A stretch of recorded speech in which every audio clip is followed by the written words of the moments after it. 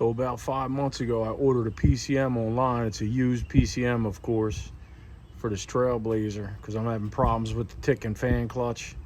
Everything I find, it says you need to reprogram the PCM. I go to the dealer, they're telling me no, there's nothing they can do. So I found a company online and I ordered a PCM. It was $89. I mean, I didn't expect much, but I installed it and boom, the ticking stopped. So about a month ago, I'm on the turnpike, Pennsylvania Turnpike, doing 70. That's the speed limit. And all of a sudden, the engine starts racing and I start slowing down. So bam, the transmission starts acting up. I pull over, check the transmission fluid. It's a little bit low, but you know, it's still got a reading on the dipstick. So I get back in, I start driving. It'll shift from first to second, and then that's it. It starts whining. It won't go, you know, so you got to be easy on the gas. It was just enough so I could make it home. So I figured the transmission went. $2,650 they told me to do the transmission. So before that, you know, I was waiting a little bit. I'm going to try to save the money.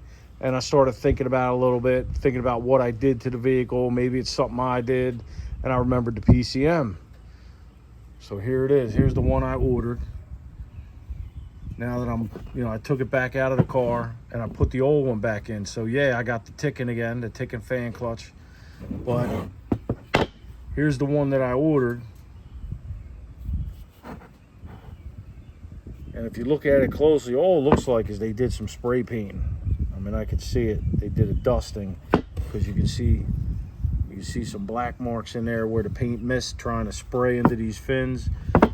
So let's take it apart and see if that's all they did. I'm going to look inside and see if they did anything else.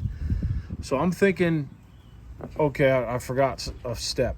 So I put the other one back in. The reason why I think this is the problem is because when I put the old one in, the ticking came back, but the transmission started shifting again.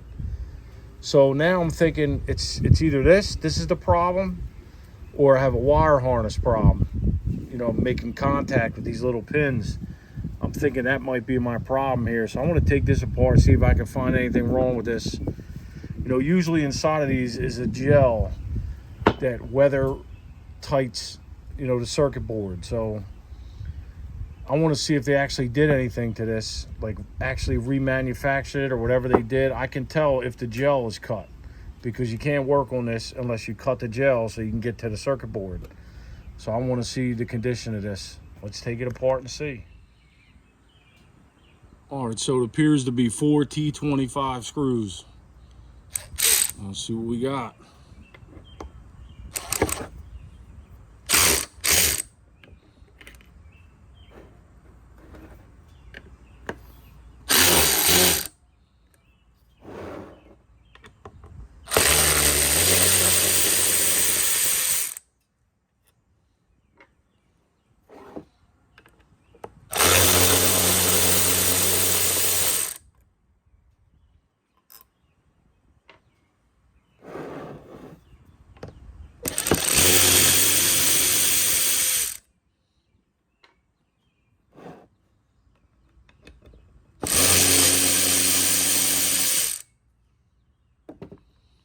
Just 4 of them, 4 T25s. All right, let's see what we got here. See if we can crack this thing loose. I do see a gasket there. I don't know if it's sticky or what, but it's definitely not coming apart easy. Let me go get a prying device. All right, I got this little blue pry bar. It's just a little guy. See if we can get this thing apart.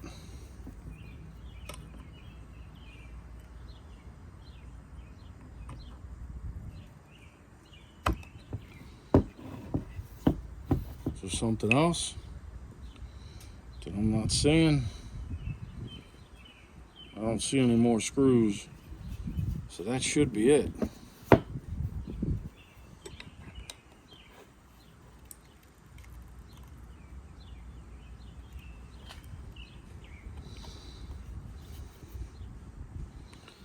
mean, I can tell you they had it apart in order to paint it because they didn't get it on the black gasket.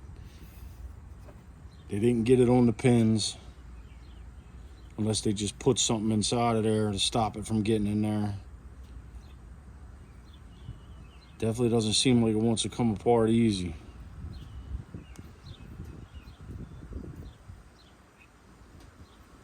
I really don't care if I break it, because it's no good anyway. And I'm not even going to try to send it back to them or contact them or anything. It was $89. It's not worth the aggravation.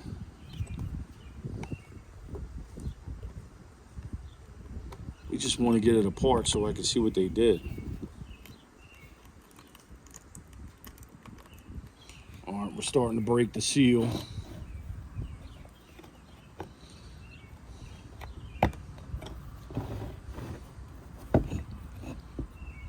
Just looking around, seeing if there's any screws I'm missing.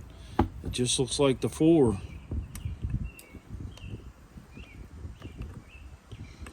This pry bar is not the best for what I'm doing here.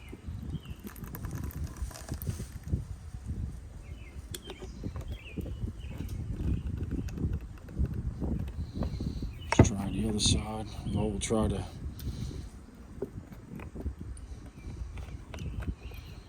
Apparently you need a micro pry bar for this thing.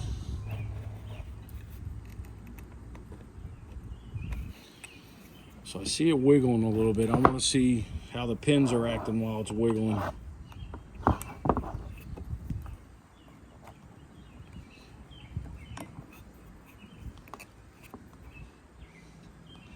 Like, I'm trying to see if this cover comes away from the pins, or does the board connected to the pins come with this piece, and then the heat sink not. Usually, you know, you'll have MOSFETs or diodes, they'll be screwed to this. So I'm not sure how this comes apart.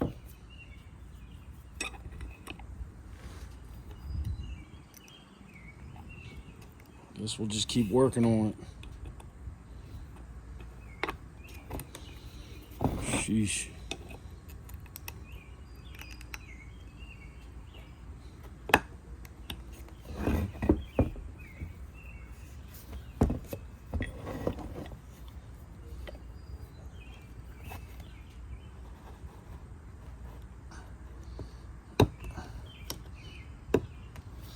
Something's holding on for dear life. I don't know if these plastic things have to get. Nah, that would be a nightmare. Because there's 6 of them, you'd have to squeeze at the same time.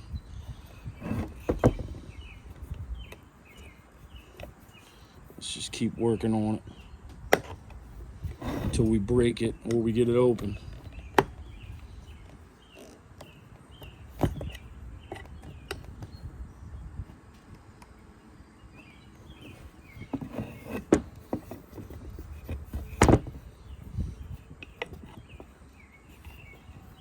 Sorry, the camera's moving, the whole table's moving. I don't want you too far away, then you can't see what's going on.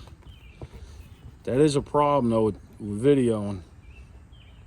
In order for people to see what you're doing, you got to be close up.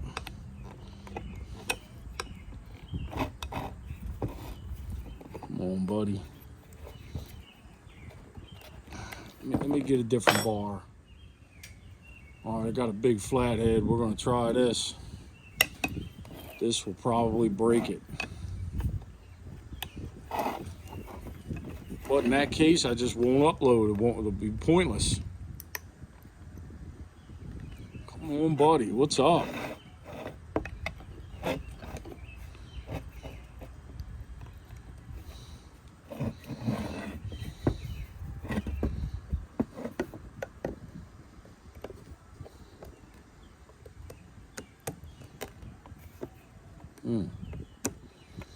So yeah, it appears this whole piece here wants to come away from this, which is a little strange because usually something's attached to the back to the heatsink. Maybe that's the problem with this. It wasn't done right. There we go. It's starting to break free. There's a gel or silicone caulk they probably used. That's not going to work. Silicone fails too, bud. A lot of people swear by silicone caulk, but I mean, I was a pointer cleaner caulker for 15 years. I've seen all the different caulks. They all fail. Now it looks like the pins come away from the board. Okay.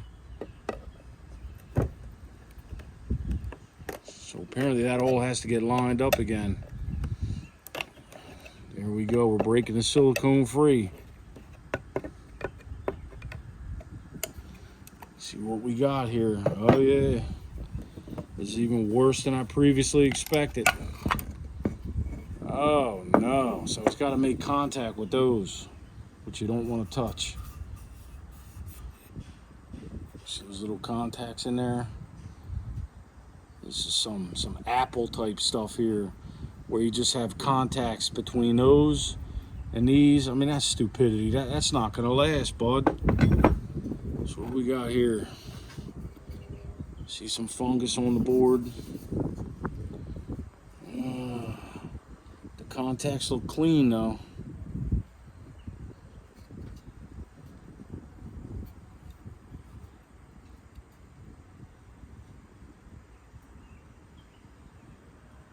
I don't know if that's the problem or not.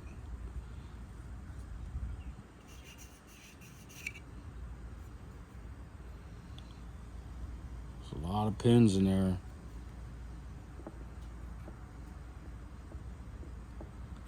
Sheesh.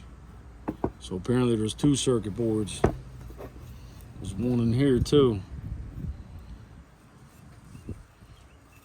It seems to be sliding around.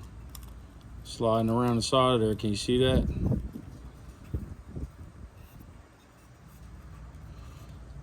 So it might just be the pressure of everything being clamped that holds it. Again, I'm not a fan of that. This stuff should be attached. Yep, there we go. It's probably being held in place by the heatsink grease. Yes, it is. Here it is. And there's no protection gel. It's interesting. It's probably why it's a failure. I mean, this is in the engine compartment. It needs to be protected. Apparently not.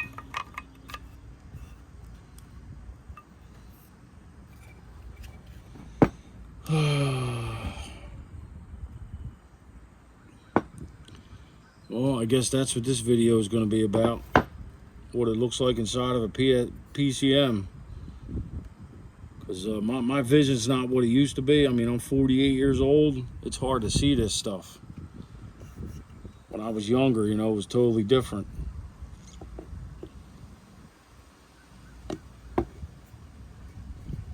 So I won't be able to have the camera in the way so I can actually look at this. I can't see it anyway. I might need a microscope for this. I don't see anything serious. You know, any traces, burned, anything like that. I mean, I used to work on car amplifiers and car stereos. You can easily find out what's wrong with those. Something like this, it could be anything. And you need the right testing equipment, which I don't really do anymore. I used to do it when I was young. I don't do it anymore, so I don't have none of that stuff. I mean, I'm not blaming this. I'm just, you know, I just wanted to see what the problem was. I mean, if you go to the dealer to get a new PCM, you're looking at $1,000. If this was only $89 and they programmed it to my VIN, come on, $89. That's nothing.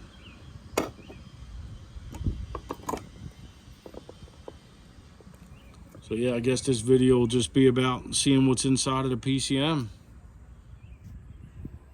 All right, so conclusion to this video. I mean, I put this back together. I don't think this is the problem.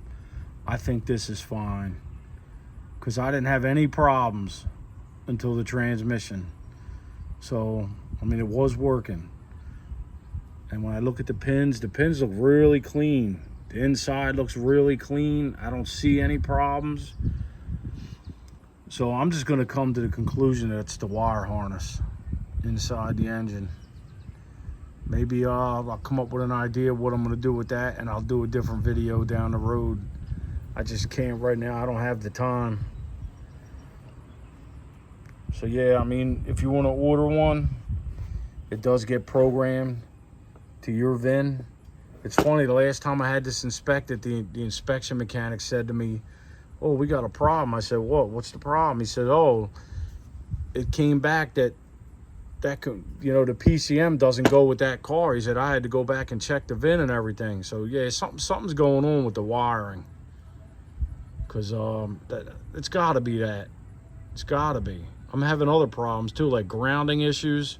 I did a lot of work to this car, man, and I still got problems. But that's what happens when you buy a car that was in a major accident like this one. This was totally out, has a reconstructed title. And, you know, I paid cheap for it, $2,250. Ain't a bad car for that. I mean, it lasted me since 2017. I just put a lot of work into it, a lot of money myself, over $4 grand in parts. And then this transmission thing starts happening. But I guess it is what it is. I'm thinking I'm going to keep playing with this because there's no way I'm buying a $120,000 pickup truck. It's only worth 20 grand. No way. I'll stick with this and try to fix it.